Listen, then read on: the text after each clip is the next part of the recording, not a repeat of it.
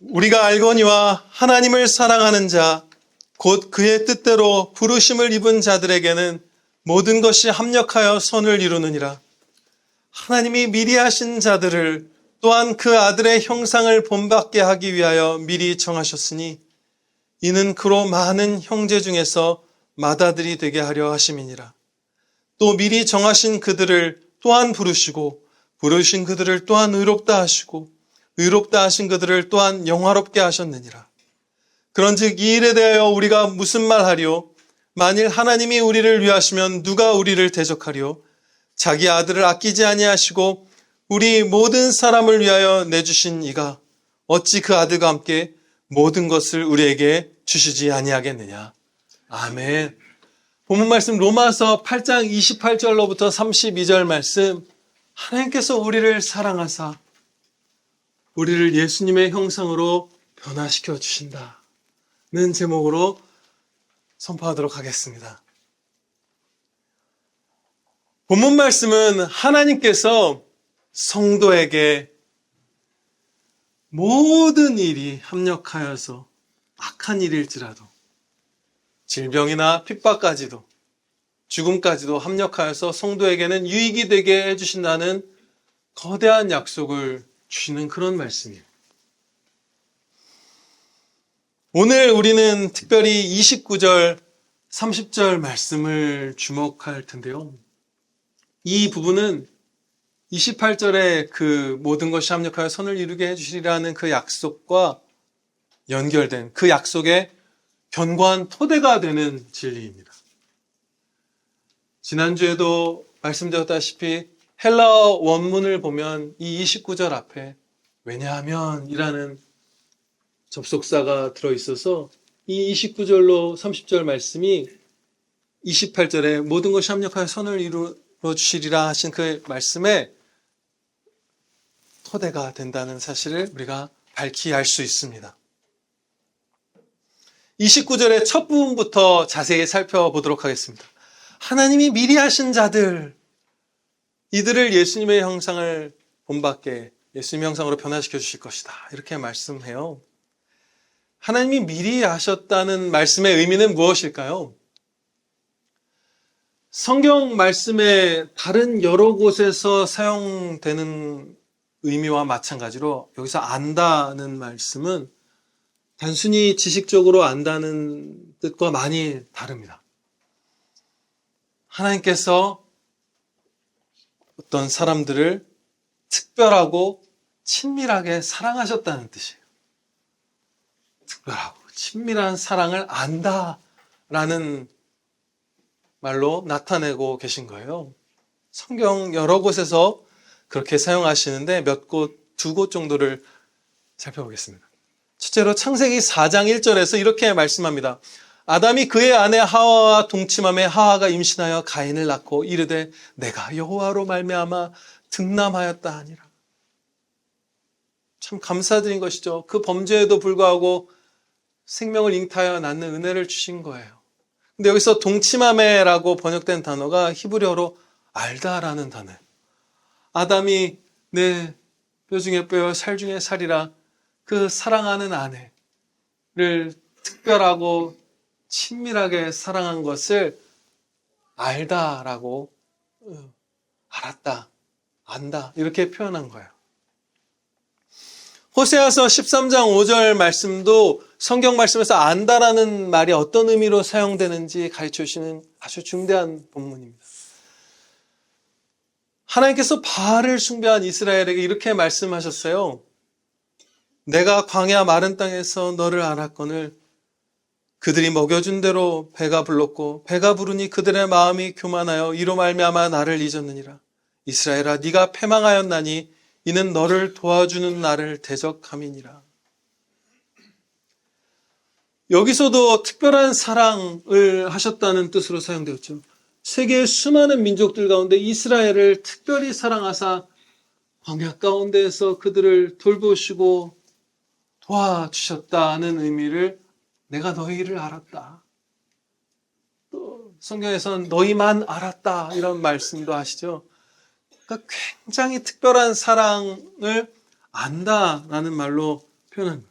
그런데 놀랍게도, 신기하게도 히브리어와 우리가 쓰는 한국어라고 하나요? 우리말은 전혀 많이 다른데 우리말에서도 안다라는 말이 정말 드물게 어떨 때에는 크고 특별한 사랑을 나타내는데 사용됩니다. 신기한 거예요. 하나님께서 그 공통된 특징을 남겨두셨어요. 언어를 흩으실 때. 어떤 경우냐면 이런 거예요. 심지어 사랑한다는 말보다 더 사랑한다는 의미로 사용될 때가 있어요. 우리말에서도. 저는 사람들이 이렇게 말하는 것을 몇 번, 어쩌면 여러 번 인생에서 그래봤자 한 손에 꼽겠지만 들은 적이 있어요. 예를 들어서 어떤 사람이 이렇게 묻는 거예요. 혹시 누구누구 집사님 아세요? 근데 그 질문을 들은 상대방이 이런 거. 알죠. 잘 알아요. 알아요. 그러는 거예요. 우리가 그럴 때 그 사람의 마음이 어떤 것인지 알죠. 진짜 사랑하는 사이에 우리 정말 형제의 사랑을 정직하고 거짓 없고 뜨거운 사랑을 오래 나눈 그런 사이예요. 어떻게 보면 내가 그 집사님 사랑하죠. 이렇게 말하는 건 약간 농담 같잖아요. 덜렁덜렁 가벼워 보이잖아요. 그거보다 더 깊은 거야. 잘 알죠. 우리 박종원 목사님 우리 잘 알아요. 누가 물어보면 그렇죠? 우리 한사랑 자매님 알다마다요. 그렇죠? 그렇게 되는 거예요. 중교 형제. 신기하죠? 하나님께서 남겨두셨어요. 우리의 말의 한 구석에 안다는 말이 특별하고 친밀한 사랑을 나타내는 것이도록. 지금까지 살펴본 바대로 하나님이 미리 하신 자들이라는 표현은 우리가 창조되기도 전에 하나님께서 창조하시기도 전에 우리를 특별히 깊이 사랑하셨다는 말씀입니다. 그렇게 깊이 사랑하신 자들을 그 아들 예수 그리스도의 형상을 본받게 하기 위하여 정하셨다. 이렇게 말씀해요. 예수님의 형상을 우리가 본받게 되는 것은 하나님의 영광과 우리의 기쁨을 위한 것입니다. 하나님의 영광과 우리의 기쁨, 우리의 생명을 위한 것입니다. 예수님처럼 변화되는 것이 나는 그렇게까지 원하지 않는데 내 머릿속에는 다른 것들 투성인데 원하는 학교에 가고 싶고 원하는 걸 갖고 싶고 어디에 뭘 먹어보고 싶고 뭘 누리고 싶고 무슨 칭찬을 받고 싶고 예수님처럼 변화되는 게 그렇게 중요한가? 나는 이렇게 와닿지 않는데 이런 분들이 계실지도 몰라요. 때로는 우리 누구도 지금은 안 그렇더라도 그렇게 마음이 쇠약해질 수 있어요. 그렇죠? 그게 뭐라고 성화가 뭐라고 영화가 뭐라고 이렇게 될 수 있어요. 그런데 이것은 다시 말씀드리지만 우리의 기쁨, 생명 여기에 달려 있어요. 왜냐하면 우리가 영광과 생명과 기쁨의 유일한 원천이신 하나님을 사랑하고 기뻐하는 그 참 기쁨, 참 생명, 진짜 살아있는 생명의 삶을 살려면 예수님의 성품으로 변화되어야만 하기 때문이에요. 우리는 이성적 피조물이잖아요. 그래서 여러 가지 가치 판단과 의지를 기울임과 그렇게 의지 가운데 선택하는 활동을 할 수 있게 창조된 존재들이죠. 그런데 만약에 우리가 예수님의 판단을 동의하지 않고 예수님의 뜻과 반대되는 의지를 품고 예수님께서 명하신 길과 반대되는 선택을 한다면 우리는 생명과 기쁨의 원천이신 예수님을 기뻐할 수 없잖아요. 주님이 주신 생명을 누릴 수 없잖아요. 우리의 성품이 예수님의 성품과 같아져서 예수님의 그 모든 거룩하신 뜻을 함께 기뻐하는 자가 되지 않으면 하나님과 원수가 되는 것만 남아요. 생명과 기쁨을 유일하게 주시는 유일한 원천이신 하나님과 원수가 된 거예요. 그래서 우리는 기뻐하고 정말 참 생명을 누리려면 예수님의 성품으로 변화되어야만 합니다. 여기에 달려있는 거예요. 우리가 예수님의 형상으로 변화된 것이 우리의 기쁨이 여기에 정말 다 달려있다. 그것이 없으면 우리는 전혀 기쁨과 생명을 누릴 수 없다는 것을 한 가지 예를 들어서 살펴보고자 합니다. 골로새서 1장 13절 말씀을 보면 그가 우리를 흑암의 권세에서 건져내사 그의 사랑의 아들의 나라로 옮기셨으니라 이렇게 말씀하네요. 우리는 이미 임한 통치로서의 천국을 살아가고 있고 장차 새하늘과 새 땅에서 그 사랑의 나라에서 살게 될 것이에요. 구원의 완성이 이루어질 거예요. 그런데 우리가 예수님의 성품으로 변화되지 않는다면 천국 한 복판에 저와 여러분을 하나님께서 두셔도 우리는 거기서 기뻐할 수 없어요. 이 땅에서 평등과 불평등의 문제로 타락한 인류가 얼마나 많이 서로 싸우고 상하게 하고 죽이기까지 하던가요? 무언가를 더 많이 가진 자나, 여러 항목이 있겠죠. 더 많이 가진 자나, 더 적게 가진 자나, 그 가진 양에서는 차이점이 있지만 공통점이 그들에게 있습니다. 사랑은 없고 죄악은 있다는 거예요. 무언가를 더 많이 가진 자는 그것을 하나님을 찬양하는 것과 이웃을 사랑으로 섬기는 데 사용하지 않고 자기의 정욕과 자기를 높이는 데 쓰죠. 무언가를 더 적게 가진 자는 그것을 나보다 더 많이 가진 자, 더 많은 은혜를 받은 자와 함께 기뻐하고 함께 하나님께 감사드리지 않고 시기하죠. 공통점은 뭔가를 많이 갖든 적게 갖든 사랑이 없고 죄악은 있다는 게 공통점이에요. 그런데 여러분들 이제 우리가 다들 인식하셨다시피 천국은 사랑으로 말미암아 불평등한 나라입니다. 사랑에서 비롯된 불평등으로 충만한 곳입니다. 이 땅에서 우리가 얼마나 평등이 좋은 것이라 하면서 그것을 추구하다가 서로 죽여요. 얼마나 피폐해져요. 평등이란 결코 좋은 것이 아니죠. 악한 거예요. 하나님의 정의로운 심판대 앞에서 평등한 것, 이런 의미의 평등 말고 우리의 외모, 우리의 재능, 우리의 개성, 우리의 지위, 우리의 형편, 우리의 키, 건강, 우리의 영광, 맡은 직분, 그 어떤 것에서도 평등이라는 것은 악해요. 몹시 악합니다.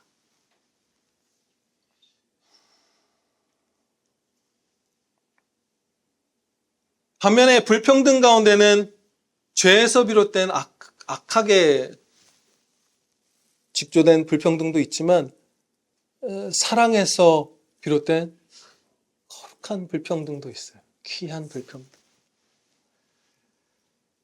우리가 평등을 완전히 이루려면 각 사람에게 아무 개성도 다채로움도 풍성함도 없이 다 공장에서 찍어낸 레고 피규어처럼 우리가 되어야 돼요. 똑같아져야 돼요. 다 똑같은 표정하고 똑같은 마음, 똑같은 몸.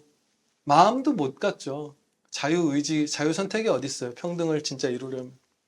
그리고 똑같게 생긴 우리들이 똑같은 일을 명받아서 똑같이 행동해야 돼요. 인간성이 상실되고 하나님의 영광을 상실해지는 것만이, 비참해지는 것만이 평등해지는 길이에요. 나머지는 다 다르잖아요. 나머지는 다 다르잖아요. 우리가 서로 얼마나 달라요. 그래서 얼마나 풍족해요. 얼마나 풍성해요. 얼마나 다채로워요. 얼마나 아름다워요. 다 사과나무만 있으면 얼마나 지루하겠어요. 보면 촌마다 사과나무만 있는 거예요. 평등하게. 최악이죠. 그런 거예요. 다양한 들꽃이 피고 막 배나무 사과나무가 있고 어디에 가면 막 뜨거운 햇살인데 갔더니 감람나무 올리브 열매가 맺히고 기름이 막 나오고 누구는 올리브나무처럼 누구는 사과나무처럼 불평등해야 행복한 거잖아요. 달라야. 누구는 골키퍼를 하고 우리 하성이처럼 축구 재능이 좀 떨어져서 골키퍼만 아니에요. 하영이처럼 잘하는 애들 윙어를 하고 다 골키퍼만 하고 다 윙어만 하면 어떻게 돼요? 망하는 거예요. 재미없어진 거예요. 축구라는 게. 불평등해야 되는 거예요. 그래야 풍요로워지는 거예요. 천국에는 어떻죠? 앞서 레고와 같은 그런 비참한 평등과 달리 불평등 투성입니다. 천사들도 천사장이 있고 일반 천사가 있고 천사마다 능력도 개성도 성향도 막 다 달라요. 맡은 임무도 다 달라요. 천국에 있는 성도들도 다 달라요.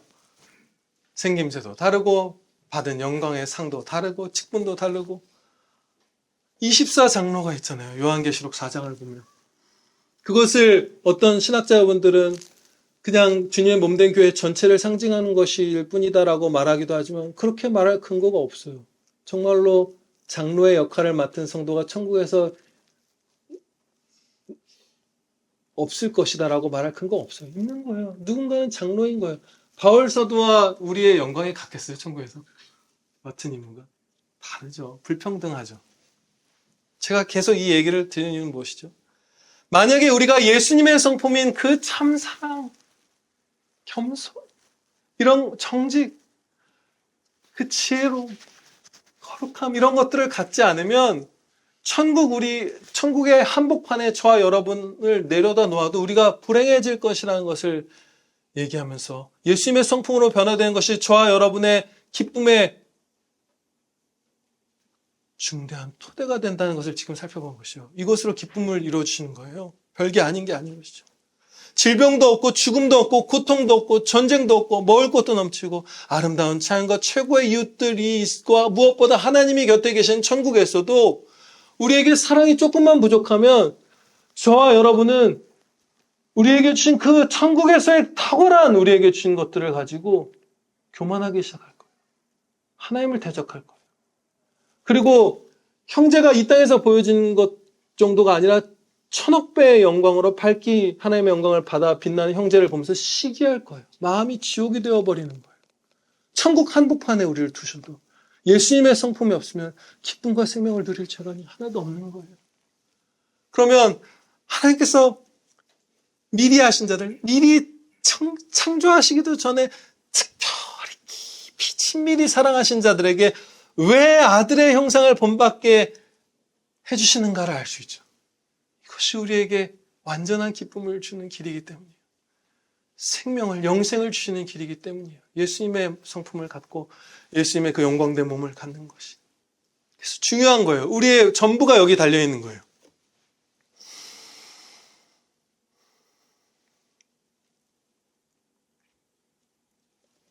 이 귀한 일, 하나님의 영광과 우리의 기쁨을 위한 이 큰 은혜를 반드시 이루어 주실 것, 반드시 주실 것을 하나님께서 나타내시기 위해서 30절 말씀을 과거 시제로 적으셨어요. 우리 중에 아무도 영화롭게 된 성도 없거든요. 완전히. 먼저 떠난 베드로와 같은 성도분들도 부활의 영광된 몸을 입고 정말 영광스럽게 된 영혼과 육신을 갖고 그렇게 되지 않았어요. 그것은 예수님께서 다시 오실 재림의 날 이후에 있을 일이죠. 그런데 지금 다 과거 시제로 말이에요. 미리 정하신 그들을 부르시고 부르신 그들을 의롭다 하시고 의롭다 하신 그들을 또한 영화롭게 하셨느니라. 영화롭게 하실 것이다가 아니에요. 너무 확실한 은혜이고 우리가 확신하기를 원하시기 때문에 과거 시제로 이미 너희는 영화롭게 되었다. 하나님께서 그렇게 해주셨다라고 장차 있을 일을 과거 시제로 주신 거예요.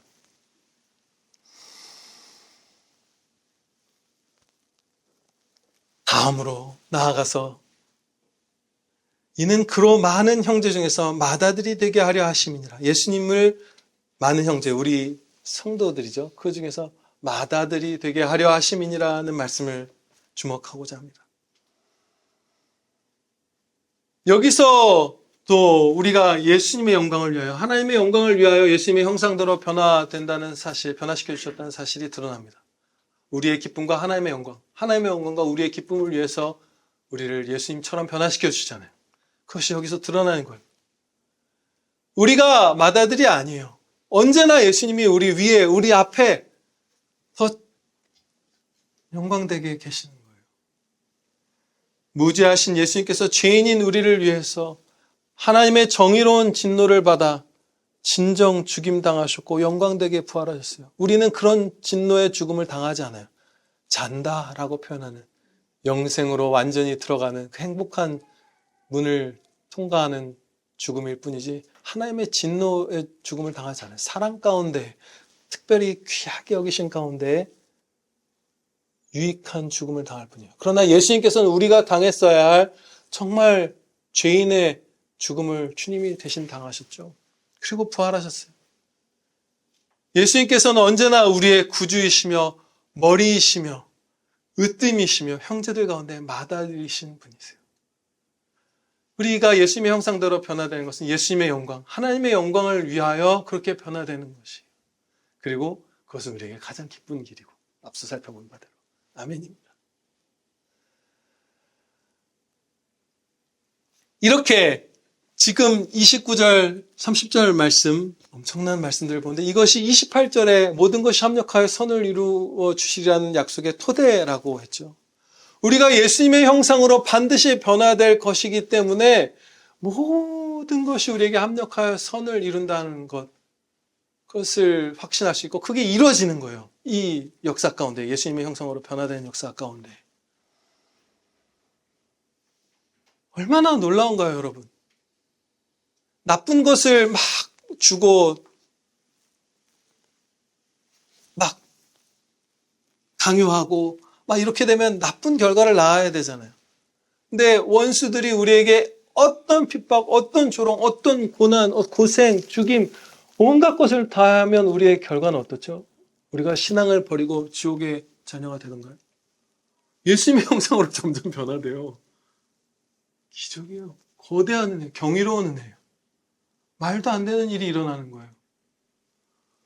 지금 믿음이 약한 분들도 하나님께서 그 섭리 가운데 그 한 영혼을 지으신 분께서 그 한 영혼의 제일 유익한 대로 원수의 핍박도 허락하시고 하면 믿음이 좋아져요. 이상한 일이 일어나는 거예요. 예수님을 버리는 게 아니라 예수님의 형상으로 변화되어서 영생으로 전진해요. 천국으로, 기쁨으로. 감사하게도 지난 수십 년간 우리 한국교회는 신앙의 자유 그리고 수많은 은혜들을 풍성히 누려왔기 때문에 우리는 그리스도인이라서 겪는 고난이 별로 없었어요. 작았죠. 예수님을 섬긴다는 이유로 재산을 빼앗기는 분들도 거의 없고 투옥되는 분들도 거의 없고 죽임당하는 분은 없었어요. 아예 대한민국에서. 순교자는 나오지 않았죠. 한참 동안. 감사한 일이에요. 어쩌면 그래서 우리는 본문 말씀의 경이로움을 하나님의 오른팔의 크신 역사를 잘 못 깨닫는지도 몰라요. 이게 얼마나 놀라운 말씀인지 예수님의 형상대로 확실히 변화된다는 것이 어떤 핍박에도 불구하고 고난의 맥락이잖아요. 지금 이 말씀은. 조금만 생각해봐도 너무나 놀랍습니다. 우리는 겪지 않았지만 우리 이전에도 또 지금 현재에도 우리의 형제들이 겪고 있는 일들을 생각해볼게요. 그리스도인이라서 한 자녀가 죽임당한 거예요. 그리고 나머지 살아있는 아빠, 엄마, 그 죽은 아이의 형, 동생, 먼저 천국에 간 아이죠. 형, 동생, 누나, 언니 다 계속해서 똑같은 그 살해 위협을 당하는 거예요. 그런데 그 모든 온 가족이 아무도 하나님을 향한 주 예수 그리스도를 믿는 신앙을 버리지 않고 계속 신앙생활을 이어나가잖아요. 그게 가능한가요? 여러분, 온 가족이 몰살당할 거라고 할 때 뭔가를 더 진전시킬 수 있는 일이 단 하나라도 있던가요? 우리는 그럼 무조건 도망가는 게 맞는 거예요. 우리의 이 연약한 성정을 따라서 죽임당할 수도 있다. 재산이 다 뺏기고 집이 불탈 거다. 짐승 취급을 받을 거다. 그런데 그 상황이 막상 닥쳤을 때 예수님을 등지는 게 아니라 예수님처럼 변화되면서 오히려 자녀를 죽인 자를 용서하고 하나님의 영광을 보면서 찬양을 드리잖아요. 엄청난 역사가 일어난 거예요. 예수님의 형상으로 우리를 변화시켜 주신다는 것은 세상 그 어떤 고난, 핍박에 수천억 배가 넘는 비할 수 없는 무한히 차이가 나는 은혜를 막 부어주시는 거예요. 이상한 일이 일어나는 거예요.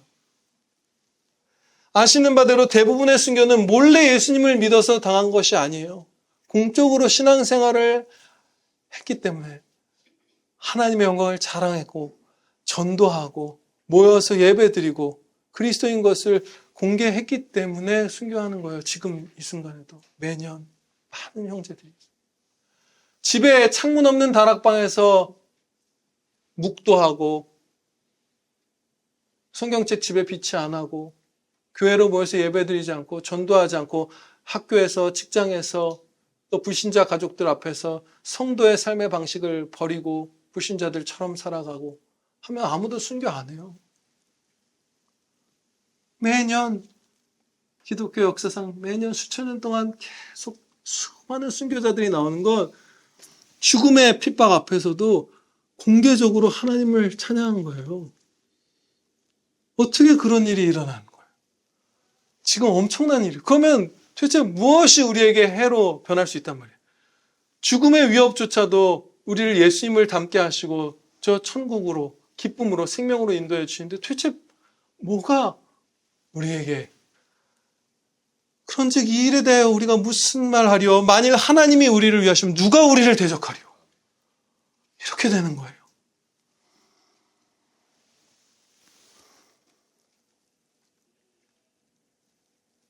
물론 다른 종교에도 죽음에 이르는 충성이 있죠. 충성. 다른 것도 많이 섞여 있어요. 그걸 좀 살펴볼게요. 이러시죠. 목사님, 지금 그런데 다른 종교에서도 우리 대한민국의 선조들인 조선, 고려, 언제 역사에서 불교를 위해서 죽임당하고 이런 분도 있지 않았습니까? 그렇게 할 수 있어요. 다른 종교에도 순교자들이 있어요. 또 나름의 큰 고난을 다른 종교 신앙으로 인해서 당하는 분들이 있죠. 그것을 감내하는 이들이.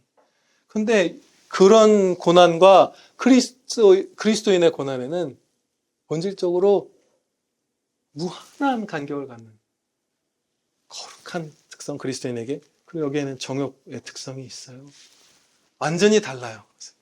무엇이냐면 다른 모든 종교는 그 죽는 사람, 고난당한 사람의 정욕을 채워주는 부분이 있습니다. 있는 정도가 아니라 많아요. 다양하죠. 용맹하게 죽은 뒤에 이 땅에 높이 남을 자기의 이름을 추구하거나 자기의 이름이 이 땅에서 높아지는 것을 추구하기도 하죠. 너가 이렇게 순교하면 너의 이름을 무슨 성전벽에 새겨주고 네가 뭐가 되고 이런 것들. 그들이 믿는 내세에서의, 그들이 믿는 낙원 같은 곳에서의 부나 명예나 어떤 성적인 쾌락이나 이런 것들을 추구하기도 하죠. 더 뭔가 많은 걸 얻을 것이다. 미인 아내를 얻을 것이다. 더 좋은 존재로 환생할 것이다. 네가 이렇게 이 종교의 규율에 순종하고 충성하면 더 좋은 탁월한 존재로 환생할 것이다. 신에게 감사받을 것이다. 신도 감사하고 그러잖아요. 피조물에게 많은 종교들에서 고마워하고. 또 내가 얼마나 숭고하냐, 내가 얼마나 올곧냐 하는 교만을 채워주기도 하죠. 다른 종교에 있는 순교와 고난은 정욕으로 점철되어 있어요. 그 가운데 양심의 활동도 있어서 좋은 부분이 아예 없는 것은 아니고 사회적 선이 있지만 근본적으로 완전히 달라요. 그런데 반면에 참 그리스도인의 순교와 고난에는 정욕을 채워주는 부분이 하나도 없어요. 우리의 죄악된 본성에 만족스러운 건 하나도 없어요. 목숨을 바쳐도 우리가 할 정직한 고백이 무엇인지 예수님께서 친히 말씀해 주셨어요. 누가복음 17장 10절 말씀입니다. 이와 같이 너희도 명령받은 것을 다 행한 후에 이르기를 우리는 무익한 종이라 우리가 하여야 할 일을 한 것뿐이라 할지니라. 내가 높아지는 게 하나도 없잖아요. 기적이에요. 그런데도 순교를 한다는 게. 그리고 이 말씀을 배운 바울사도는 어떻게 고백했죠? 심히 충성하고 고난당하고 끝에 순교한 분이 이렇게 고백했어요. 고린도전서 15장 10절. 그러나 내가 나된 것은 하나님의 은혜로 된 것이니 내게 주신 그의 은혜가 헛되지 아니하여 내가 모든 사도보다 더 많이 수고하였으나 내가 한 것이 아니요 오직 나와 함께 하신 하나님의 은혜로라. 정욕은 없는 거예요. 채워지는 부분이. 그런데도 순교하는 거예요. 그런데도 기뻐하는 거예요. 너무너무 기뻐하고 너무너무 평안 가운데 고난을 통과하고 순교하고 하는 일들이 일어나는 거예요. 전혀 다른 것이죠. 본질적으로. 이 놀라운 일이 일어나는 거예요. 사람이 어떻게, 이 죄인이, 타락한 죄인이 어떻게 정욕을 0, 제로 채워주는 그 고난의 길을 기쁨으로 갈 수 있단 말인가. 영혼이 살아난 거예요. 거듭난 거예요. 저와 여러분의 영혼이. 그리고 예수님의 성품을 갖게 된 거예요. 진짜 거룩한 길, 하나님의 뜻을 사랑하고 하나님의 영광을 사모하고 진짜 참 기쁨을 맛보기 시작한 거예요. 그리고 어떤 아픔이 와도 우리의 이 연약한 성정에도 불구하고 신앙을 잃지 않고 계속 예수님을 믿고 사랑하도록 지켜주시는 거예요. 그 일이 일어나는 거예요. 그래서 모든 것이 합력하여 선을 이루느니라는 이 말씀은 너희를 예수님처럼 변화시켜 주셨다. 이렇게 말씀하신 이 말씀 가운데 확신을 얻게 되는 거예요. 왜 무엇을 우리가 두려워하겠어요? 이 말씀, 이 약속 가운데.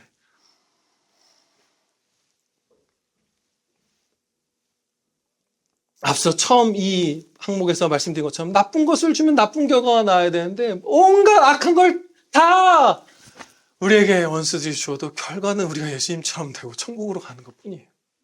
진짜요.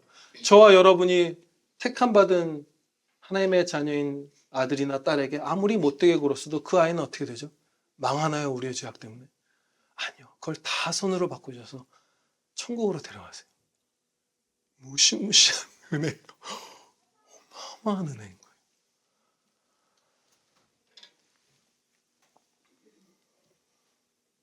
겸손히 감사로 순종하면서 점점 더 예수님을 닮아가는 이들도 많습니다. 그렇죠? 우리 가운데, 우리 한국교회, 우리 평안교회 가운데 많아요. 그런데 또 안타깝게도 이런 경우들도 많아요. 조금 금전적으로 손해볼 가능성만 있어도 순종을 멀리합니다. 포기해요.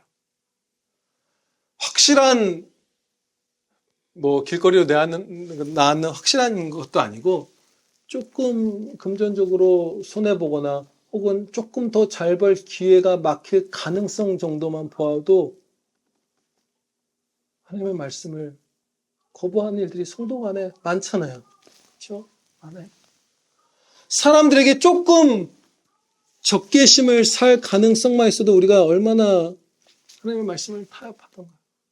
성도인 티를 내지 않고 죄악된 일들이 있어도 정의로운 목소리를 내지 않고 행동을 하지 않고 순결하게 살지 않고 그냥 그럭저럭 안 좋은 얘기라도 그냥 같이 웃고 죄악이 있어도 눈 감고 눈앞에서 무슨 전남에서 신안에서 무슨 염전노예가 지금도 발견돼서 계속 난리죠. 거기까지 가서 어쩌라는 게 아니라 지금 내게 맡겨진 내 삶의 현장에서 죄악이 있어도 얼마나 우리가 이웃에게 조금 저기를 살 가능성만 있어도 그냥 눈을 감던가요. 용기를 내지 않죠.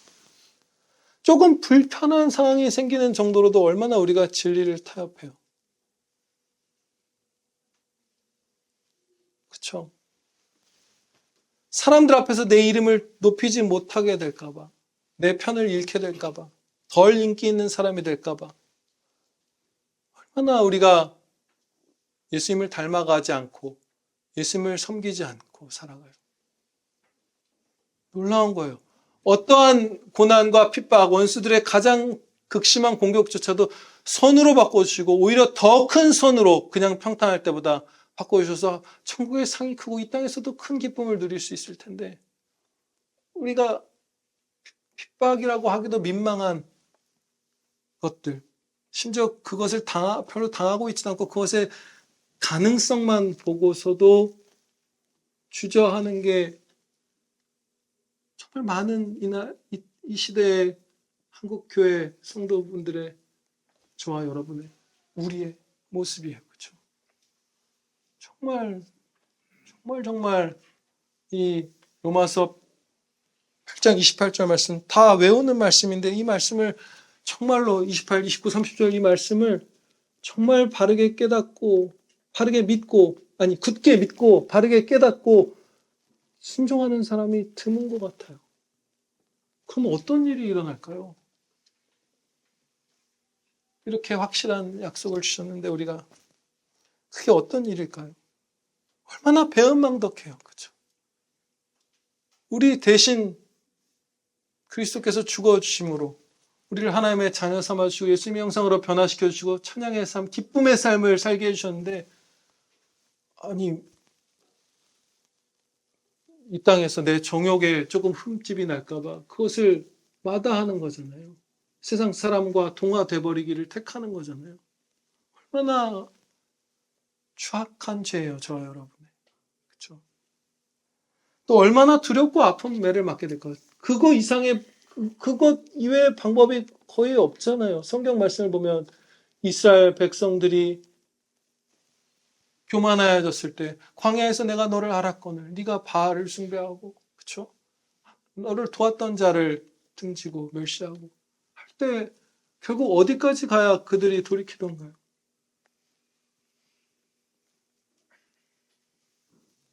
사람 막대기 인생 채찍으로 죽임당하고 자유를 빼앗기고 재산이 빼앗기고 불타고 옥에 갇히고 고문당하고 이럴 때 회복되잖아요. 물론 계속 평화의 때에도 풍요의 때에도 교만해지지 않고 주님을 계속 닮아가는 성도들도 있지요. 우리가 그렇게 되었으면 좋겠어요. 그렇게 되었으면 좋겠어요. 얼마나 많은 찬양의 기회들과 기쁨과 생명을 우리가 놓치고 있는 것일까요? 그럴 때마다 멈칫멈칫할 때마다 우리가 그렇죠.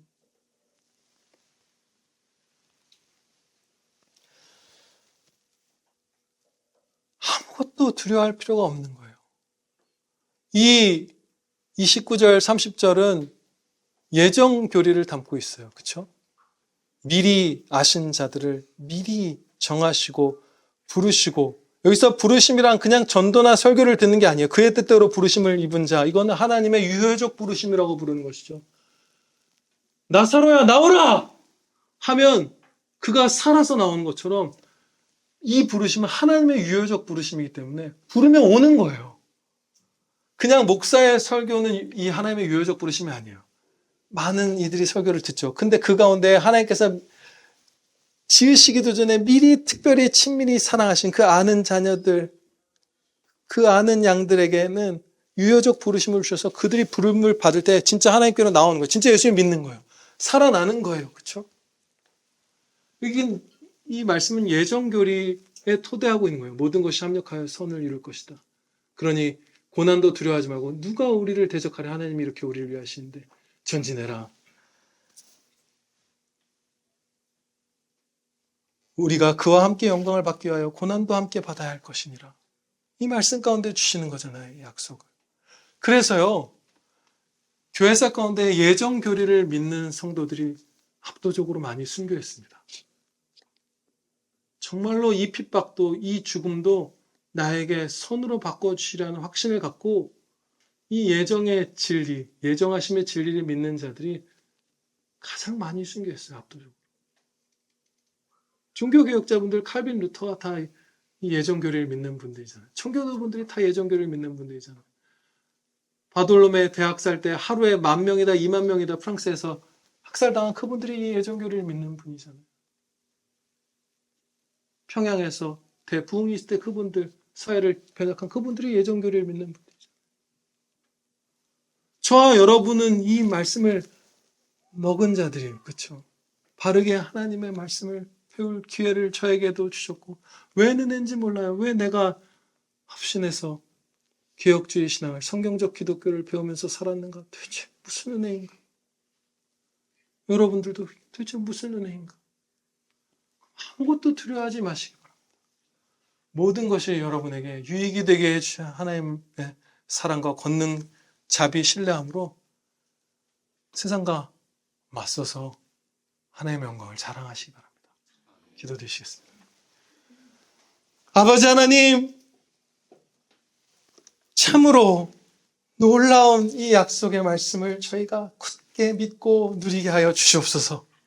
어떻게 독을 퍼부었는데 거룩한 성령님의 열매가 맺혀지고, 어떻게 원수들이 목에 칼을 들이댔는데 우리가 주님을 등지는 것이 아니라 더 사랑하며 이 원수가 내 자녀의 목에 칼을 찔러 넣는 그 상황을 경험하고서도 주님을 미워한 게 아니라 오히려 더 사랑하고 더 신뢰하면서 예수님의 형상으로 변화되며 저 천국의 영생으로 우리를 나아가게 하여 주셨는지요. 실로 모든 것이 합력하여 선을 이룰 뿐임을 저희가 목격하옵나이다. 아버지 하나님, 이제 이 말씀 위에 서서 세상의 그 어떤 공격도 두려워하지 않고 그 어떤 핍박도 무서워하지 않고 지극히 강하고 담대한 자들이 되어서 하나님께서 보내주신 곳에서 공개적으로 적극적으로 담대하게 기뻐하며 하나님의 영광을 자랑하게 하여 주시옵소서.